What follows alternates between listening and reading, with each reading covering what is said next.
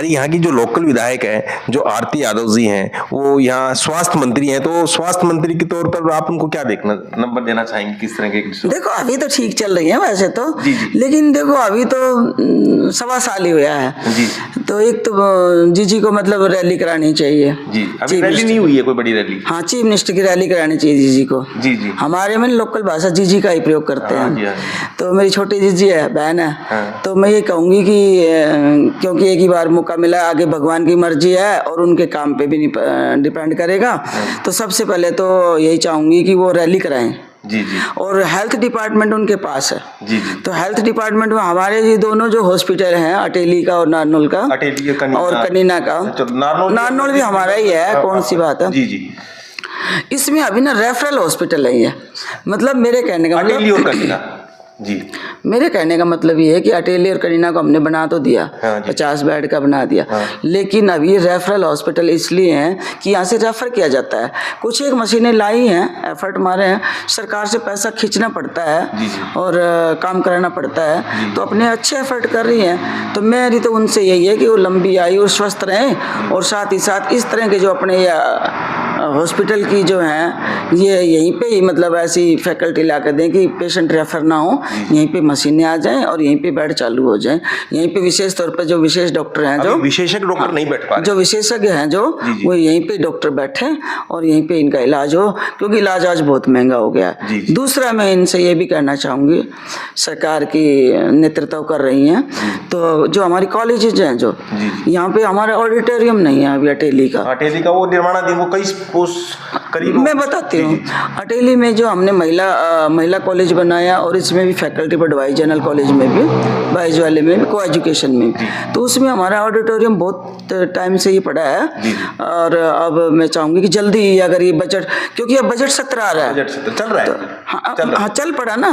मैं वही आ रही हूँ कि अब बजट सत्र आ गया है और इससे फ्राइडे से चालू हो गया है।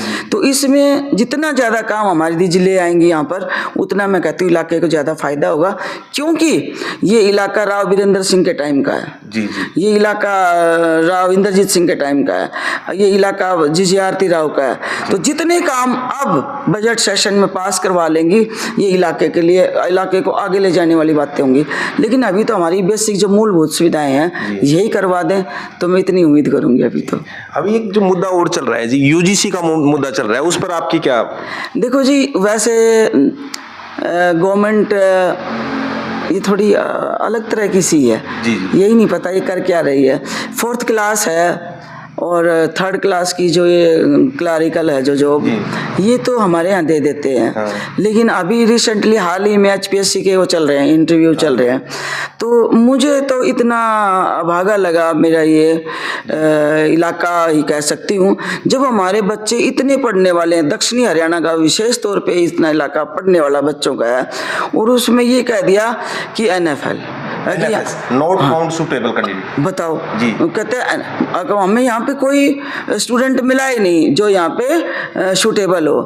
तो ये बहुत ही सरासर गलत है। और सरकार ने इस तरह का अमेंडमेंट बिल पास करके अभी इसी बजट में, हमारे कांग्रेस के विधायकों से भी मैं चाहूँगी कि जो इस तरह का ये नॉट फाउंड जो सूटेबल कैंडिडेट की बात आई है, ये इनका एक वो ले जाके उसमें क्वेश्चन उसमें लगाएं, क्वेश्चन आवर में क्वेश्चन लगाएं, ताकि ये हमारे इलाके के बच्चों को हक में मिल सके।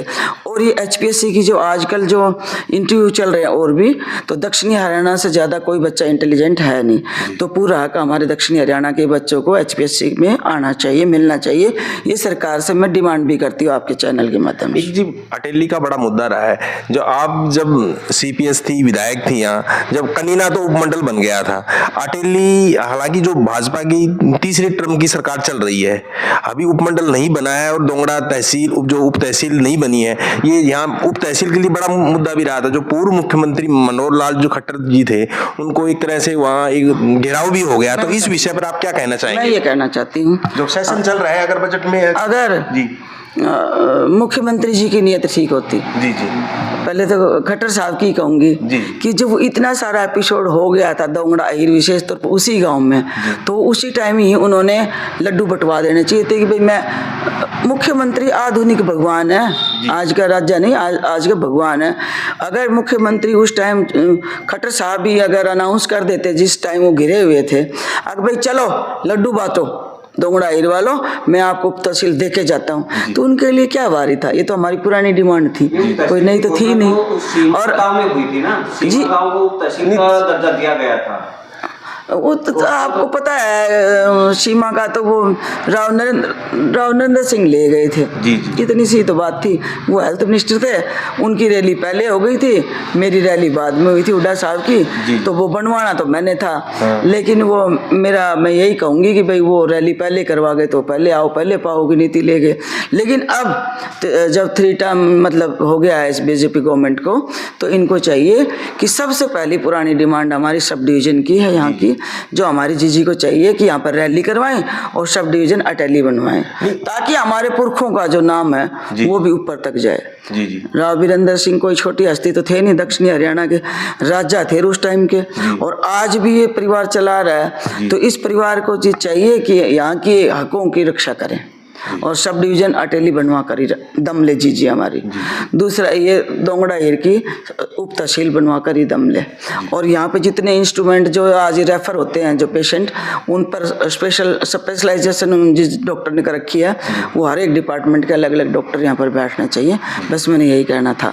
और फसलों के बारे में मैं जरूर कहूँगा कि फसलें तो जब समय पर बारिश हुई है अच्छी लहरा रही है हमारी फसलें, तो देखो भगवान की कृपा, श्याम बाबा की कृपा हो रही है। अब तो जी जी। फाल्गुन मेला चल रहा है, फिर होली आ जाएगी, होली के बाद सरसों की कटाई शुरू हो जाएगी। तो भाई मैं तो यही थोड़ा सा बजट में, अब जी बजट चल रहा है, बजट सेशन आज मेरे ख्याल से वो उनका बजट, हाँ नहीं आज सोमवार है, हाँ सोमवार शनिवार को शुरुआत है सदन। नहीं वो तो कंडोलेंस होती है और फिर वो होती है। आज मतलब बजट पढ़ा जाएगा। तो बजट में ये प्रावधान, अब की बार हमारे यहाँ की जो नुमाइंदा हैं, हमारी सरकार के प्रतिनिधित्व करती हैं, हमारी मंत्री हैं, उनसे मैं अनुरोध करूँगी कि जो अभी तक तो मतलब प्रभु कृपा से होली के बाद हमारी सरसों कटाई हो जाएगी और हमारे भाव अच्छे दिलवा दे। बस जो हमारी MSP है ये अच्छे से डिक्लेयर करवा दे, ताकि इलाका मतलब जब इस इलाका खुशहाल रहेगा तभी तो सब कुछ अच्छा होगा, तभी तो मन लगेगा।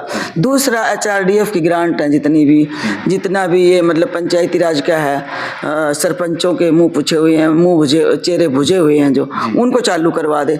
तीसरा ये हमारी जो ये HPSC की जो पोस्टें हैं, ये एक बताओ RTI एक होती थी सूचना का अधिकार, वो भी छीन लिया, मनरेगा को भी बदल के कुछ कर दिया। तो इस एवज में तो हम 25 तारीख को विधानसभा का घेराव कर रहे हैं। जी जी। इसमें मनरेगा और ये HPSC के बारे में या बेरोजगारी के बारे में, बढ़ती हुई बेरोजगारी के, ये 3-4 हमारे टॉपिक हैं। इनको लेके 25 तारीख को हरियाणा विधानसभा का घेराव भी पूरे MLAs, जितने MPs और सारे मिलके कांग्रेस पार्टी कार्यकर्ता भी, ये सारे मिलकर हरियाणा विधानसभा का घेराव करेंगे और प्रदेश कार्यालय से चलेंगे, 140-9 से चलेंगे चंडीगढ़ से और विधानसभा तक पहुंचेंगे। ठीक है जी, शुक्रिया। आपने बहुत सारी ढेर सारी आपने अभी चंडीगढ़ जा रहे थे आप, तो हमने आपका समय लिया, आपका ढेर सारा धन्यवाद। तो ये हमारे साथ 3 बार की विधायक